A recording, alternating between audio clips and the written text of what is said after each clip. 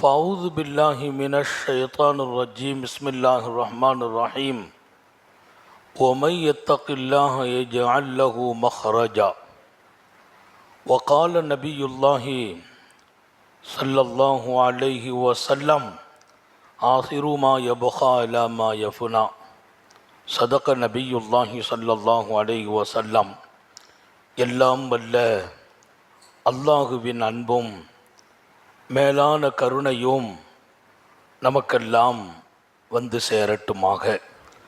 நமது உயிரினும் மேலான கண்மணி ஹாத்தமுன் நபியின் முஹம்மதுர் ரசூலுல்லாஹி ஸல்லல்லாஹு அலைஹி வஸல்லம் அவர்களின் அன்பையும் ஷஃபாஅத்தையும் பெறுவதற்கு அல்லாஹ் நம் எல்லோருக்கும் தௌஃபீக் செய்வானாக. வல்ல ரஹ்மான் நமக்கும் நம்முடைய பெற்றோர், மனைவி, மக்கள், குடும்பத்தார் யாவருக்கும் உயிருள்ள வரையிலும் உடல் சுகத்தை நசீபாக்கி தருவானாக. மருத்துவமனை கஷ்டம், அதன் சிரமம் செலவுகளிலிருந்து நிரந்தரமான பாதுகாப்பை அல்லாஹ் நம் எல்லோருக்கும் கொடுத்தருள் புரிவானாக. வானம் பூமியினுடைய ஆபத்துகளை விட்டும், முசீபத்துகளை விட்டும், கெட்ட முடிவுகளை விட்டும் நம்மையும் நம் குடும்பத்தையும் பாதுகாத்து அருள் புரிவானாக. அவனுடைய படைப்புகளின் தீங்குகள் அனைத்திலிருந்தும் நம்மையும் நம் சமூகத்தையும் காத்தருள் புரிவானாக. அல்லாஹுவின் உன்னதமான பேரருள் இன்றைய ஷவ்வாலினுடைய சிறப்பான காலங்கள் மனிதனுடைய வாழ்க்கையை புதுப்பிப்பதற்கும் உயர்த்துவதற்கும், ஷரியத்தை தாங்கி தூக்கி நிறுத்துவதற்கும், குர்ஆனோடு ஹதீஸோடு மார்க்கம் சார்ந்த சட்டங்களோடு மிக தெளிவான வல்லல் நபி ஸல்லல்லாஹு அலைஹி வஸல்லம் கற்றுக் கொடுத்த மார்க்க ஞானத்தை உலகத்திற்கு மிக தெளிவாக கொடுக்கின்ற நமது ஜாமியாக்களும் மதரசாக்களும் திறக்கப்படுகிற மிக உயர்ந்த நாட்கள். இன்றைய தினம் மதரசாக்கள் தமிழகம் முழுக்க திறக்கப்படுகிறது. மார்க்கம் சார்ந்த ஞானங்கள் சமூக இதயங்களில் தருவதற்கு நம்ம வீட்டு பிள்ளைகள் அல்லாஹுவோடு ரசூலோடு தொடர்பு கொள்வது மாத்திரம் அல்ல, உலகத்தில் இந்த கல்வி இதன் வெளிச்சம் அணைந்து விடாமல் கடைகோடியில் இருக்கிற மனிதன் வரையிலும் கொண்டு சேர்க்கிற அந்த மார்க்க தொடரை பலமாக பாதுகாப்பதற்கு மிக உயர்வான அந்த கல்வியை இன்றைக்கு அல்லாஹ் நமது ஜாமியாக்களின் வழியே தந்து கொண்டிருக்கிறான். சங்கை மிக்கவர்களே, மனித வாழ்க்கையில் மிக முக்கியமான 3 அம்சங்கள் இருக்கிறது. இந்த 3ம் நான் வாழ்வதற்கும் வளர்வதற்கும் என் வாழ்க்கையை ஒளிமயமாக ஆக்குவதற்கும் கட்டாயம். முதல்ல நம்முடைய மார்க்கத்தினுடைய அடிப்படையில் நின்று பேசுவார்கள். முதல் விஷயம், எந்த ஒரு நெருக்கடி நிலைகளுக்கும் நாம் அகப்படாமல் நமது வாழ்க்கை போய்கொண்டிருக்கான். நான் தொழிலை தேடி போனால் அங்கே நெருக்கடியில் போய் சிக்கிடக்கூடாது, விசாவுக்கு போகிற நெருக்கடி ஆகிடக்கூடாது, பாஸ்போர்ட் நெருக்கடியில் போய் சிக்கிடக்கூடாது. வாழ்க்கை தொடரில் எந்த ஒன்றிலும் நெருக்கடி நிலைக்கு நான் ஆளாக்கப்படக்கூடாது. அப்போ தான் நம்ம வாழ முடியும். நெருக்கடிக்கு ஆளாக்கப்பட்டுட்டோம்னா வாழ முடியாது, வேறு சிந்தனைகள் பிறக்காது. எங்கு போனாலும் சுற்றி சுற்றி சிந்தனைகள், இதிலிருந்து எப்படி விடுதலை பெறுறது? யாராவது வீட்டில் ஒருத்தர் நெருக்கடியில் ஆளாயிட்டா அவர் மட்டுமா?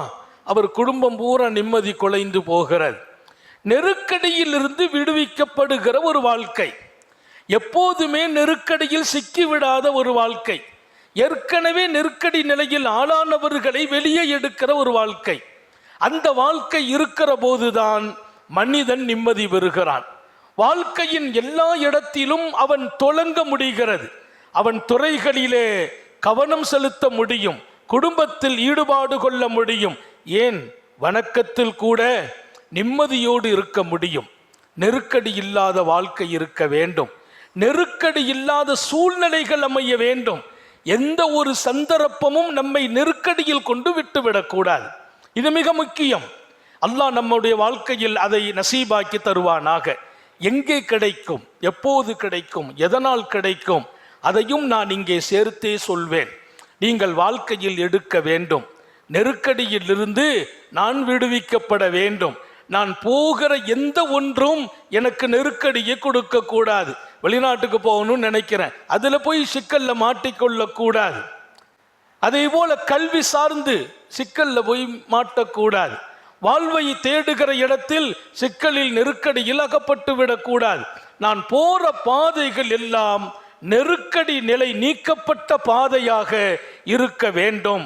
அங்கேதான் நான் தொழிலில், என் வாழ்வில், வாழ்வாதாரத்தில், என்னுடைய எதிர்காலத்தில் நான் சரியாக நிமிர்ந்து வெற்றி பெற முடிகிறது. அந்த நெருக்கடி நிலை வருகிற அந்த வழியை அடைக்க வேண்டும். அதற்கான தீர்வை அல்லாஹ் சொல்வான், உங்கள் கவனத்தில் நான் கொடுக்கிறேன். முதல் பகுதி. இரண்டாம் பகுதி, அதுக்கு தீர்வை நான் பின்னால சொல்றேன். இரண்டாவது விஷயம், நாம் வாழ்க்கையில் காலையில் எழுந்திருச்சோம்னா இரணத்தை பற்றிய கவலை இருக்கக்கூடாது. ரிசுக் அல்லாஹ் சில பேருக்கு கணக்கு இல்லாமல் கொடுக்கறங்கிறான். கணக்கு பார்த்துலாம் கொடுக்கறது இல்லை, அவன் கேட்டும் கொடுக்கறது இல்லை, நான் வாட்டில் கொடுத்துக்கிட்டே இருக்கேங்கிறான். காலையிலிருந்து இரவு வரையிலும் வீதி வீதியாக சின்ன சின்ன வியாபார சரக்குகளை தூக்கி அலைந்து மாலையில் வெறுங்கையோடு திரும்புவோர்கள் இருக்கிறார்கள். வெயில் மழை பார்ப்பதில்லை. தலையிலே ஒரு துணியை தூக்கி கொண்டு ஏதேனும் ஒரு உணவுப் பொருளை தூக்கி ஒவ்வொரு வீதிகளிலும் சுற்றி சுற்றி போய்விட்டு அவருக்கு போதிய இரணம் கிடைக்காமல் திரும்புவோர்கள் உண்டு. எந்த ஒரு அலைச்சலும் இல்லை, வெயில் இல்லை, மழை இல்லை, ஏசிக்குள்ளே இருந்து அவர் இரணம் அவரை தேடி அல்லாஹ் வாசலை தட்டி கொடுப்பதும் உண்டு. அவன் இப்படி கொடுத்தான், அப்படி தடுத்தான் என்று குறை சொல்வதற்கு எந்த தகுதியும் நமக்கு இல்லை. ஏசியிலே உட்கார வைத்து சிரமமே இல்லாமல் இரணத்தை கொண்டு கொடுக்கிறான் அல்லாஹ். வீதி வீதியாக அலைகிறான் இரணம் தேடி. ஒரு சின்ன வியாபார சரக்கை வைத்துக்கொண்டு, ஒரு தள்ளு வண்டியை வைத்துக்கொண்டு, அதில் சில பிள்ளைகளின் விளையாட்டு பொருளை வைத்து பல தெருக்களில் சுத்தி போதுமான இரணம் இல்லாமலும் திரும்புகிறான். இரண்டும் இறைவனின் வேலை. அவன் ரிசுக்கு வழங்க வேண்டும். எப்படி? கணக்கில்லாமல், கவலை இல்லாமல். என் தேவைகள் பூர்த்தியாகிற அளவிற்கு இரணம் வேண்டும். எனக்கு 4 பிள்ளைகள் இருக்கலாம், என் பொறுப்பில் 8 பேர் இருக்கலாம், என் பொறுப்பில் பல பேர்கள் இருக்கலாம். அவர்களை பற்றி இரணத்தின் கவலை, ரிசுக்கின் கவலை இருக்கக்கூடாது. ரிசுக்கு காலையில் எழுந்திருச்சோமா, இன்னைக்கு ஒரு கறியை வாங்கிறது, மீனை வாங்கிறது, சாப்பாடை போடுறது, அதுக்குண்டு எந்த ஒரு வகையான தடைகளோ பொருளாதார நெருக்கடியோ இருக்கக்கூடாது. இது மனிதனின் அன்றாட வாழ்க்கையில் அவனை ஆரோக்கியமாக வைக்கிற ஒரு வாழ்க்கை. இல்லைன்னா கவலை வந்துடும். கவலை வந்துச்சுன்னா நோய் வந்துடும். மனுஷன் வாழ்க்கையில் எப்பமெல்லாம் கவலை பிரச்சனை வருமோ நோயும் சேர்ந்து வந்துடும். ப்ரெஷரு ஹை ப்ரெஷர் ஆச்சுன்னு கொண்டு செக்கப்புக்கு போனால் அவர் முதல்ல கேட்குறார், ராத்திரி தூங்குனீங்களா? தூக்கம் இல்லை. அதான் காரணம். ஏன் தூங்கல? குடும்ப சுமை. குடும்ப சுமை தூக்கம் போனது. தூக்கம் போன போது ப்ரெஷர் கூடுது. மனிதனுடைய 1000 வாழ்வை அளிக்கிற சக்திகள் எங்கே பிறக்கிறது? நம்முடைய கவலைகளால், நிம்மதி இழப்பால். அந்த கவலைகள் வருவதற்கான வழி நம்முடைய குடும்ப சுமைகள். அந்த சுமைகளில் மனிதன் எப்போதும் சஞ்சலப்படாமல் ரிசுக்குடைய வாசல் திறந்திருக்கணும். அந்த வழி திறக்கப்படுமா, நம்ம நிம்மதியா வாழ முடியும். எப்போது திறக்கப்படும்? தரித்திரமில்லாத இரணம் கிடைக்க வேண்டும். தேடியும் கிடைக்கணும், தேடாட்டாலும் கிடைக்கணும். அல்லாஹ் சொல்வான், தேடி பல பேருக்கு கொடுக்கிறோம், தேடாமலேயே கொடுக்கிறோம். அது அவன் கையில். என்னுடைய கையில் ஹசானா என்கிறான். இரணம் நான் வச்சிருக்கேங்கிறான் அல்லாஹ். 3வது விஷயம், வாழ்க்கையில் இன்றைக்கு கல்வி. நம்ம பிள்ளைங்க படிக்கணும், முன்னேறணும், பெரிய நிலைக்கு வரணும். இன்றைக்கு படிப்பில் நாம் ரொம்ப கவனம் குறைந்திருக்கிறோம், பின்தங்கி இருக்கிறோம். கல்வியில் நாம் பின்தங்கி இருக்கிறோம், மார்க்க கல்வியிலும் பின்தங்கி இருக்கிறோம். இன்றைக்கு உலகளாவிய அளவில் பெரும் பெரும் பதவிகளில் இருக்கிற அந்த கல்விக்கும் நாம் பின்தங்கி இருக்கிறோம். இன்றைக்கெல்லாம் நமக்கு சதவீத அடிப்படையில் அரசாங்கம் இடஒதுக்கீட்டை தந்தாலும் அதை நிரப்புகிற மனிதர்களை நம்முடைய கையில் வைத்திருக்கிறோமா என்ற கேள்வி இருக்கிறது. அந்த இடத்தை நிரப்புகிறவர்கள் நம்மிடத்தில் இருக்கிறார்களா? அந்த படிப்பை எத்தனை பேர் படித்திருக்கிறோம் என்பது நம்முடைய கேள்வி. கல்வி என்பது மனிதனின் வாழ்க்கையில் மிகப்பெரிய இடம். நான் கல்வியாளனாகவே வாழ்ந்தாக வேண்டும். உலகத்தில் எல்லாருடைய கல்வியும் எனக்கு இருக்கிறது. நான் பெற்ற கல்வி மிகப்பெரியது என்கிறார்கள் நபிகள் நாயகம். ஊத்தீத்து இல்மல் அவ்வலீன வல் ஆஹரீன், எனக்கு முன்னர் வாழ்ந்தவர்கள், அங்கே இருக்கிற அறிஞர்கள், விஞ்ஞானிகள், அறிவுலகத்தில் சிகரம் மாணவர்கள், சிறகடித்து படித்தவர்கள், பறந்தவர்கள், எல்லாருடைய இல்மும் எனக்கு உண்டு. இனி என்னென்ன இல்முகள் உலகத்தில் மனிதன் சந்திப்பானோ, எத்தனை கல்வி மனித உலகத்தில் இனி வருமோ, அறிவியல் சார்ந்து எத்தனை கண்டுபிடிப்புகள், அத்தனை கல்வியும் எனக்கு இருக்கிறது என்றார்கள் நபிகள் நாயகம் ஸல்லல்லாஹு அலைஹி வஸல்லம். எழுதுகோல் பிடித்து எழுதவில்லை, யாருக்கு முன்னாலும் மண்டியிட்டு அமரவில்லை. ஆனால் கல்வி உலகத்தில் நான் ஒரு மகான் என்கிறார்கள் மாநபி ஸல்லல்லாஹு அலைஹி வஸல்லம். ஊத்தீது இல்மல் அவ்வலீன வல் ஆஹரீன், பின்னால் வருகிறவர்களின் கல்வியும் முன்னர் வாழ்ந்தவர்களின் கல்வியும் எனக்கு கொடுக்கப்பட்டது என்றார்கள் சாந்த நபிகள் ஸல்லல்லாஹு அலைஹி வஸல்லம். கல்வி என்று சொன்னால் எல்லா கல்வியும், என் திறனை வளர்த்து கொள்வது, என் ரப்பை அறிவது, மார்க்கத்தை புரிந்து கொள்வது, உலகத்தை புரிந்து கொள்வது, வாழ்க்கையின் உயர்வை அடைகிற அத்தனை கல்வியும், அதில் நான் ஆட்சி செய்ய வேண்டும், கால் ஊண்ட வேண்டும், தடம்பதிக்க வேண்டும். இன்றைக்கு நம்முடைய பிள்ளைகளின் பக்கம் நம்ம கவனம் செலுத்தணும். நம்ம தான் படிக்காம போயிட்டோம், நம்ம பிள்ளைங்களை படிக்க வைப்போம். நாம் ஆலிமாகல்ல, நம்ம பிள்ளைங்க ஆலிமாக வேண்டும். நாம் ஹாஃபிலாகவில்லை, நமது பிள்ளைகள் ஹாஃபிலாக வேண்டும்.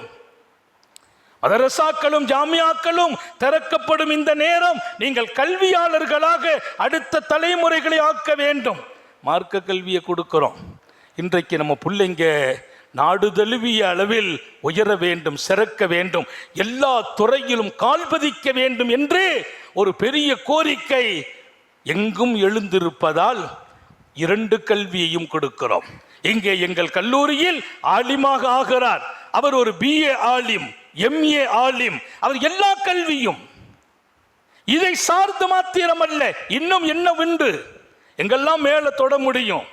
2 கல்விகளையும் இன்றைக்கு ஜாமியாக்களும் மதரசாக்களும் கொடுக்கிறது. ஏதோ ஆலிமானா புள்ள என்ன செய்வான் வருங்காலத்தில், அப்படியெல்லாம் நம்ம பெற்றோர்கள் பார்க்கல. ஆலிமானா வருமானம் கிடைக்குமா, சம்பாத்தியம் கிடைக்குமா, ஆலிம் சாவானா கஷ்டப்படணுமே, அப்படியெல்லாம் பார்க்கல. வாப்பா அம்மா, எங்கள் உம்மா வாப்பா சொன்னது, எங்கள் வீட்டுக்கு ஒரு ஆலிம் வேணும். அவங்க நோக்கம் என்ன தெரியுமா, நீ ஆலிமானால் ஒன்றை வச்சு பல பேருக்கு ஹிதாயத்து கிடைக்கும், எங்களுக்கு சொர்க்கம் கிடைக்கும்னாங்க. அற்ப உலகத்தினுடைய ஆசைகளை விட்டும் பாதுகாக்கப்பட்ட நன்மக்கள். ஆனால் இன்றைக்கு எதிர்பார்ப்பு இருக்கிறது, நம்ம புள்ள ஆலிமானா என்ன செய்வான், எனவே 2ஐயும் கொடுக்கிறோம். அவன் ஆலிமாக மாத்திரம் அல்ல, ஒரு சட்டக்கல்வி உள்ளவனாக வெளியே வருகிறான். ஒரு ஆலிம், ஒரு இன்ஜினியர், ஒரு ஆலிம், ஒரு வக்கீல். அவன் எல்லா கல்விகளையும் கொடுக்கும் நிறுவனங்களாக நமது மதரசாக்களும் ஜாமியாக்களும் இன்றைக்கு தமிழகம் மொத்தத்திலும், இனியும் தமிழகம் இந்தியா முழுக்க ஒரு அருமையான சூழல் உண்டாக்கப்படுகிறது. இந்த சமூகம் குர்ஆனை விட்டும் தூரமாகிவிடக்கூடாது, ஹதீஸை விட்டும் தூரமாகிவிடக்கூடாது, சட்டங்களை விட்டும் தூரமாகிவிடக்கூடாது, தொழுகும் முறை தெரியாமல் போய்விடக்கூடாது, கல்யாண வாழ்க்கையின் முறை தெரியாமல் போய்விடக்கூடாது, குடும்ப வாழ்க்கை தெரிந்த வேண்டும், வியாபாரம் தெரிய வேண்டும். இல்லை தப்பு பண்ணிடுவோம். தப்பு பண்ற போதுதான் நாம் கீழே இறங்குகிறோம், சரிந்து விழுகிறோம். தவறில்லாத ஒரு வாழ்க்கை, குற்றமில்லாத ஒரு வாழ்க்கை, அநீதி இல்லாத ஒரு வாழ்க்கை, அடுத்தவர்களை ஏமாற்றாத ஒரு வாழ்க்கை, மோசடி இல்லாத ஒரு வாழ்க்கை, நீதியான ஒரு வாழ்க்கை, நேர்மையான ஒரு வாழ்க்கை, அந்த வாழ்க்கை நாம் அடைவதற்கு நமது ஜாமியாக்கள் கொடுக்கிற மிக உயர்வான அந்த கல்வி வகை செய்யும்.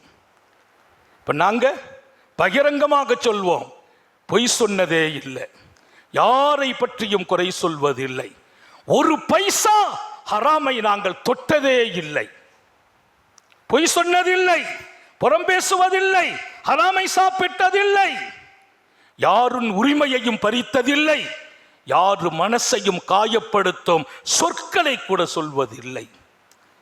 ஜாமியாக்கள் கற்றுக் கொடுக்கிற பாடம் ஜாமியாக்களில் நபிகள் நாயகமே பேசுவார்கள். அந்த பாடம் அங்கே இருக்கிறது. அதில் தான் இன்றைக்கு அனைத்து கல்விகளையும் கொடுக்கும் இடமாகவும் ஆக்குகிறோம்.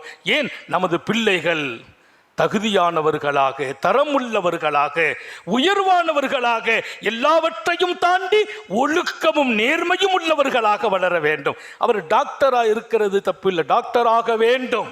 இந்த சமூகத்தில் எத்தனை டாக்டர்கள், டாக்டராக ஆக்குங்கள் உங்கள் பிள்ளைகளை.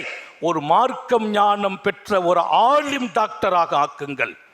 அவர் மருத்துவத்தில் நேர்மையாக இருப்பார். மருத்துவம் அவரை தவறுக்கு இழுக்காது. அவர் ஒழுக்கம் சார்ந்திருப்பார். ஒரு ஆலிம் டாக்டர். அப்படிப்பட்ட காலத்தை நாம் சந்தித்திருக்கிறோம். மனித வாழ்க்கையில் 3வது அம்சம் கல்வி. நான் எல்லா கல்வியிலும் தொடங்கணும். இன்னைக்கெல்லாம் நம்ம பிள்ளைங்களை பற்றி பெற்றோர்கள் படிச்சுட்டு மறங்குதுங்கிறான். அன்னைக்கு காலையில் பப்ளிக் எக்ஸாம் போகணும், தாயார் ராத்திரில் ஃபோன் பண்ணுறாங்க, காலையில் பப்ளிக் எக்ஸாம் ஹசரத், எல்லாமே மறந்த மாதிரி இருக்குங்கிறான் பையன். அது என்ன வாழ்க்கை? பப்ளிக் எக்ஸாம் போகும்போது எல்லாம் மறந்த மாதிரி இருந்தால் என்ன பண்ணுறது? நினைவாற்றல் ஏன் குறையும்? மறதி ஏன் வரும்? மார்க்கம் சொல்லும், பாவம் அதிகமானால் மறதி ஏற்படும். இன்னைக்கு நம்ம பிள்ளைங்கள்ட்ட பாவம் இருக்கிறது, குற்றம் இருக்கிறது. அவன் 10th படிக்கிறான், +2 போகிறான், எல்லாம் மறக்கிறது. ஏன்? 10th போற காலத்தில் கூட அவன் பாவத்திற்கு சொந்தமாகிறான். பார்வைகள் சரியில்லை, எண்ணங்கள் சரியில்லை, குணங்கள் சரியில்லை, பெற்றோர்களுக்கு சரியாக கட்டுப்படுவதில்லை, பெரியவர்களை மதிப்பதில்லை. இதுவெல்லாம் நினைவாற்றலை குன்ற வைக்கும். அவனுக்கு தெரிவதில்லை. நீங்கள் கல்வியாளர்களாக ஆக வேண்டும், நினைவாற்றல் மிக்க கல்வியாளர்களாக. அது பாவம் இல்லாதவர்களுக்கு கிடைக்கும். நாங்கள் பாவம் செய்தா நினைவாற்றல் போயிடும், பாவம் செய்தா ஞாபக சக்தி இல்லாமல் மறதி ஏற்படும். இன்னைக்கு பிள்ளைங்களுக்கே மறக்குதுன்னா பிள்ளைங்களே பாவத்துக்கு அடிமைப்படுகிறார்களோ என்று அஞ்ச வேண்டிய காலம். எனவே கல்வி அவசியம். கல்வி என்பதில் நாம் தொடங்க வேண்டும், சிறக்க வேண்டும். ஒவ்வொரு மனித சமூகத்தில் வாழுகிற அத்தனை பேர்களுக்கும் 3 அடிப்படைகள் இருந்தால் நிம்மதி பெறுகிறோம். 1, நெருக்கடி இல்லாத வாழ்க்கை. எந்த ஒன்றிலையும் போய் சிக்கிவிடக்கூடாது. அல்லாஹ் உங்களுக்கு எனக்கும் தௌஃபீக் செய்வானா. இரணம் தட்டில்லாமல் கிடைக்கணும், ரிசுக்கு தட்டில்லாமல் கிடைக்கணும். 3வது, மழுங்காக, மக்காக, மார்க்கமோ உலகமோ எந்த ஞானமும் இல்லாதவர்களாக மாறிவிடாமல் கல்வியாளர்களாக நம்ம அடுத்த தலைமுறை உருவாக்கணும். அல்லாஹ் 3க்கும் சேர்த்து ஒரு வாழ்க்கையை சொன்னான். தீர்வு ஒன்றுதான், ஒத்தகுல்லா அல்லிமுக்குமுல்லா. நீங்கள் அல்லாஹ்வின் அச்சமுள்ளவர்களாக அவன் கட்டளையை எடுத்துக்கொள்ளுங்கள், அவன் தடுத்ததை விட்டுவிடுங்கள். நல்ல ஞாபகம் வைக்கணும்.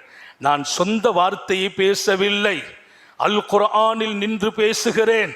அல்லாஹ் சொன்னான், நீ என் அச்சம் உள்ளவனாக வாழு.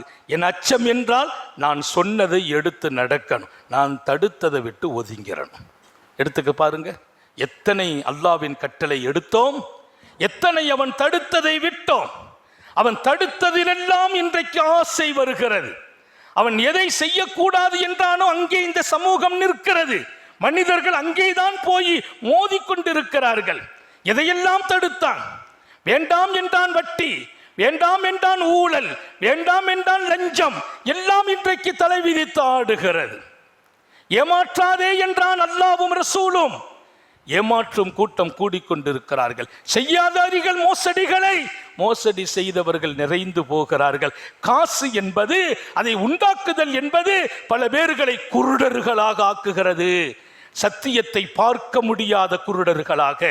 நான் சொல்வேன், காசு தேவை, சம்பாத்தியம் தேவை, பணம் வர வேண்டும். ஆனால் குருடர்களாக மாறிவிடாதீர்கள். ஹராமான வழியில் வர வேண்டாம் என்கிறேன். உழைப்போம் நேர்மையாக, சம்பாதிப்போம் ஹலாலாக. அடுத்தவனை ஏமாற்றி சம்பாதித்தால் நம்ம சந்ததி அதை வச்சு வாழவே மாட்டார்கள். அது தப்பான வழியில் வந்த பணம் அடுத்த தலைமுறைகளில் அது நிம்மதியை கொடுக்காது. இவர் மௌத்தும் நல்லதாக அமையாது. இத்தனை இருந்தும் எத்தனை பேர் புரிந்தோம்? அல்லாஹ் சொன்ன வார்த்தையை சொல்வேன், நீங்கள் கல்வியாளர்களாக ஆக வேண்டுமா? வத்தகுல்லாஹு யுஅல்லிமுக்குமுல்லாஹ், நீங்கள் அவன் ஏவியதை எடுங்கள், அவன் தடுத்ததை விடுங்கள், உங்களை கல்வியாளர்களாக அவனே ஆக்குவான். என் புள்ள கல்வியாளன் ஆயிடுவான், என் பொண்ணு கல்வியாளராக ஆகிவிடுவார்கள். எப்போது? அவன் ஏவியதையெல்லாம் எடுக்க வேண்டும். தொழுகையை சொன்னானா எங்கள் வீடு தொழுகை இடமாக ஆக்க வேண்டும். நேர்மையை சொன்னானா என் வாழ்க்கையெல்லாம் நேர்மை இருக்க வேண்டும். ஹராமை தடுத்தானா நான் அங்கே நின்று வாழ வேண்டும். அல்லாஹ் உங்களை கல்வியாளர்கள் ஆக்குவான். நெருக்கடியிலிருந்து விடுதலை. உமையத்தகில்லா யஜ்அல் லஹு மக்ரஜா. அல்லாஹ்வை பயந்து விட்டார்களா? அவன் ஏவியதை எடுத்தார்களா? அவன் தடுத்ததை ஒதுங்கினார்களா? நெருக்கடியிலிருந்து அவர்களுக்கு விடுதலை வழங்குவான். நெருக்கடி வராது வாழ்க்கையிலே, சிக்கல் வராது வாழ்க்கையிலே. பாஸ்போர்ட்டுக்கு போனேன், அதுல பிரச்சனைக்கு தீர்வு கிடைக்கும். வெளிநாட்டில் இருந்தான் பிள்ளை, ஒழுங்கான சம்பளம் இல்லை, சொம்ப நெருக்கடியில் இருக்கிறான், நெருக்கடி அல்லாஹ் தீர்த்து வைப்பான். பிள்ளைக்கு சொல்லுங்கள், அவன் கட்டளை எடுத்து நடப்பான், அவன் தடுத்ததை விட்டு ஒதுங்கி வாழு, போதும்.